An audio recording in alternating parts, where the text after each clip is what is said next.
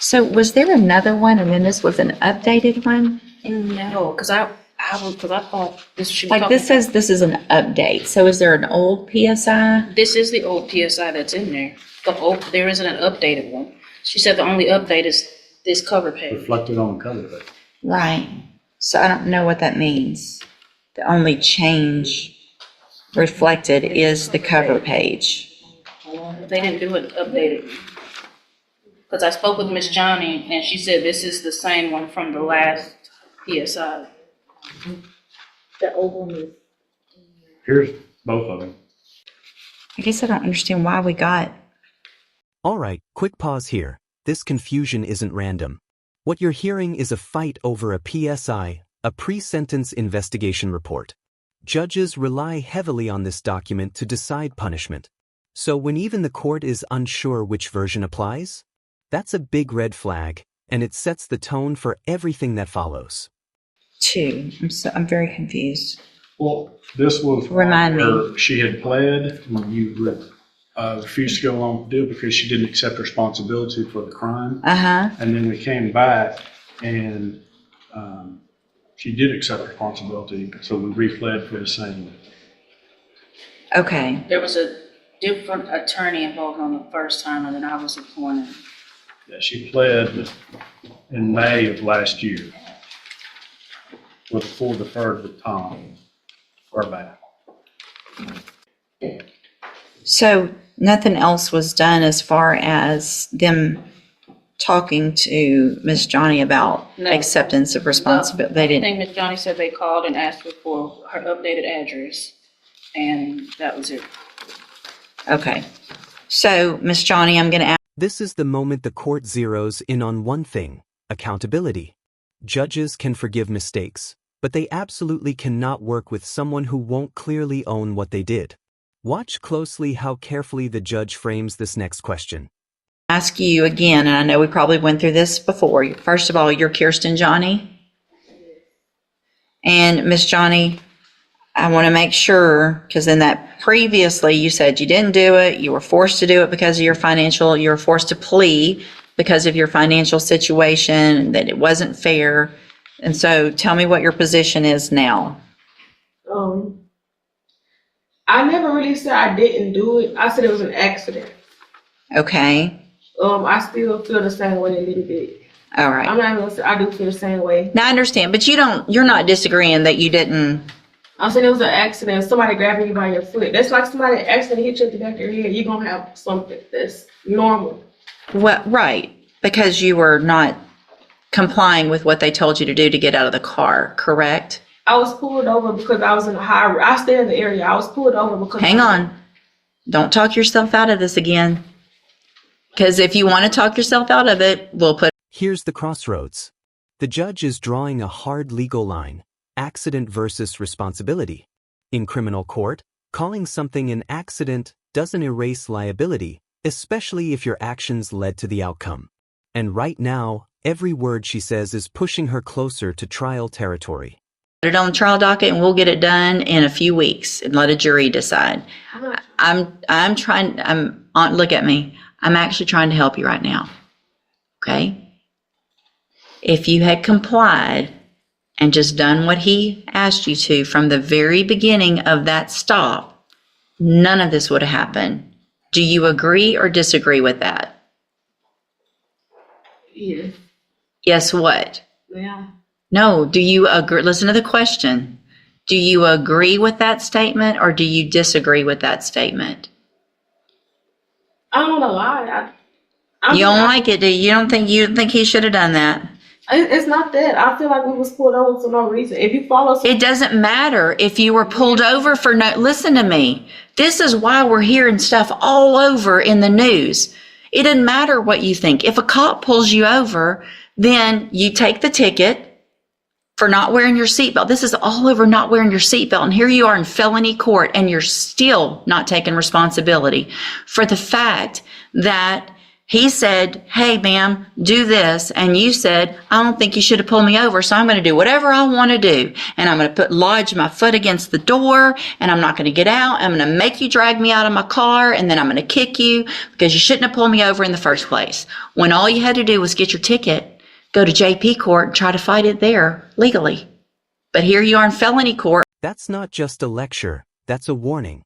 What started as a routine traffic stop has snowballed into a second-degree felony, all because of refusal to comply. Let me ask you, would you take your chances with a jury here, or swallow your pride and accept responsibility? For a second-degree felony instead. So do you want to try to tell that story to a jury, or do you want to accept some responsibility today? I don't feel like going to trial. You don't feel like going to trial. Well, there's two parts to that question. Do you feel like accepting responsibility? Yes, ma'am. Do you think it would be a better idea next time you're pulled over to comply and just do what they ask you to? Yes. And Your Honor, just for the record, Miss Johnny did review the video with me in my office, so she is aware of what all transpired. She saw it. I mean, do you have any reason to believe she shouldn't be pleading to this from what you saw? I do not. So, I mean, you even saw how you acted.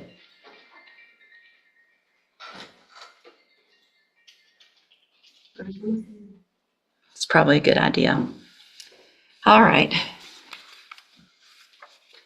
I'm going to find that you previously entered your plea of guilty freely and voluntarily. I'm going to find sufficient evidence to find you guilty. I'm going to follow the agreement that you made with the district attorney. I hope you prove me wrong on this because I really have some concerns that you're going to be able to be successful because you're not taking responsibility and you're not wanting to follow directions. This is actually a huge break for the defendant. Deferred adjudication means no conviction if she follows the rules. But probation is strict.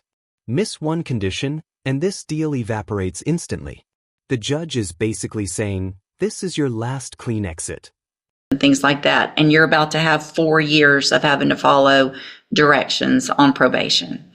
So I'm going to defer all proceedings for 4 years. You're ordered to pay a $500 fine. You're ordered to follow all of the rules and conditions of probation. If you do that, this is a great opportunity today because you are not a convicted felon. You don't have that conviction on your record. And if you successfully complete it, follow all of the rules, you will never have a felony conviction. At the end of your probation, the case will actually be dismissed. The other side to that, though, and this is really important for you to understand, because we've had this conversation now so many times, I'm not likely to forget you. And you can ask anybody, and Ms. Holmes has known me for a long time. It's not usually good when I remember people, right? So if you violate your probation, you'll get brought back into court. You could be found guilty, which means you become a convicted felon, and I can sentence you to prison anywhere in the range of punishment, which is up to 20 years in prison for this. You understand? Yeah. All right, I'm handing you the trial court certification that shows this was an agreement that I followed, so you've waived your right to appeal.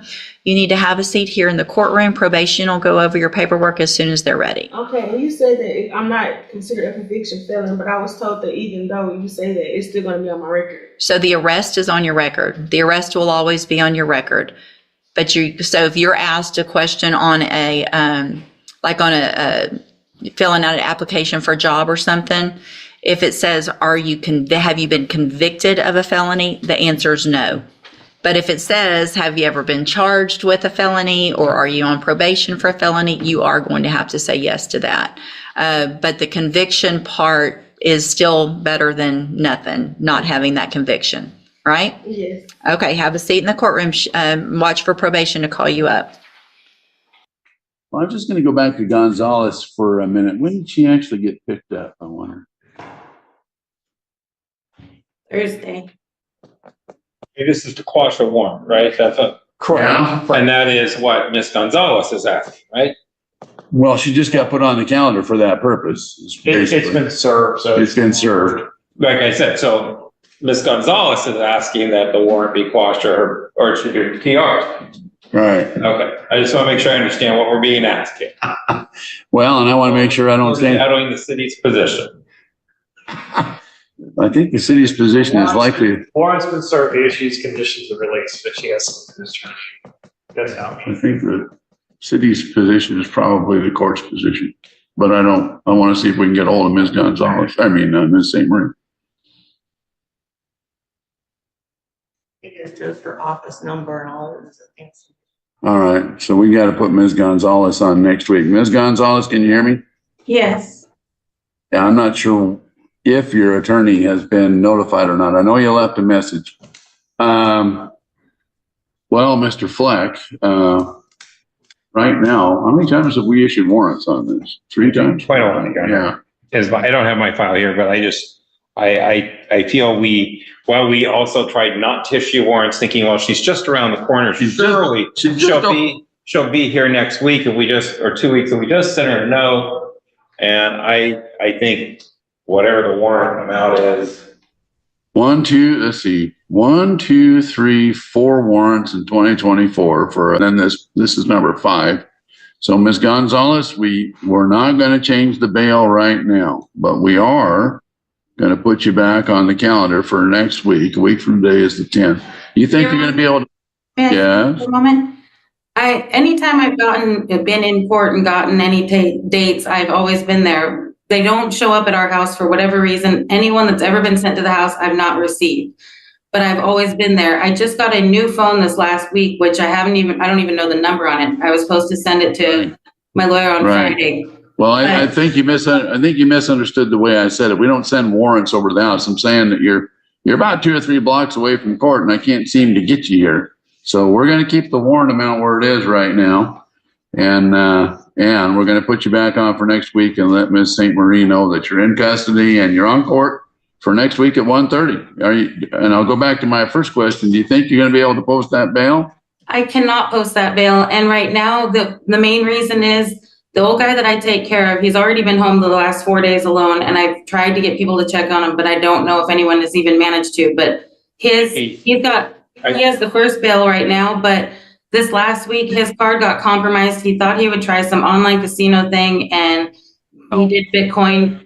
He canceled his card and we have no access to his account. Your Honor, I think I have reason to suspect that someone has been in contact with the gentleman she's concerned about. I think that Ms. Gonzalez, there was that gentleman posted $1,000 bail that got forfeited last week because she was not here, and that was after an attempt to when she was supposed to be here on the 30th of December. She didn't show. I think we bounced that around a few times because we didn't want to, and then his bail got forfeited on the 24th, which would have been last Monday, if I'm right. Right.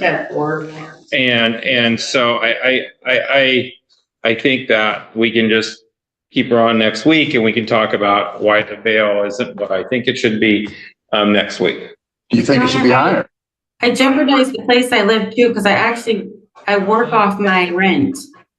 No, I understand, Ms. Gonzalez, but for some reason I'm unable to get you to court on time. Well, the last time there was a power outage and they rescheduled, but I didn't know that they rescheduled. It was canceled my last court date due to the power outage. I know. Well, we're not going to change the bail today. We're going to see you next week at 1:30. If you can post the bail, you need to be here in person. You don't have any Zoom privileges. You just have to get over here.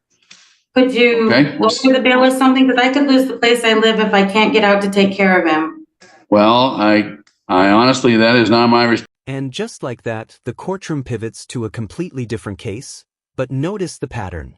Missed court dates, multiple warrants, excuses stacking up, different defendant, same judicial patience wearing thin. Stay with me, because this next exchange gets even more tense.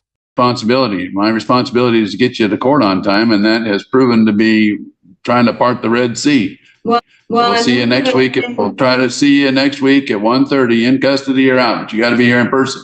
Most of it. Okay, see you next week. Mailed it to the wrong house though, and that was proven. Oh, no. You've lived at Iowa since I've been here, and I can't get you to court. But they've been sending it to Robinhood. You want to keep arguing with me, or do you want to be here next week at 1:30? That's an yes or no question. You'll be here next week at 1:30. No more arguing. Please. I can't take it. See you next week.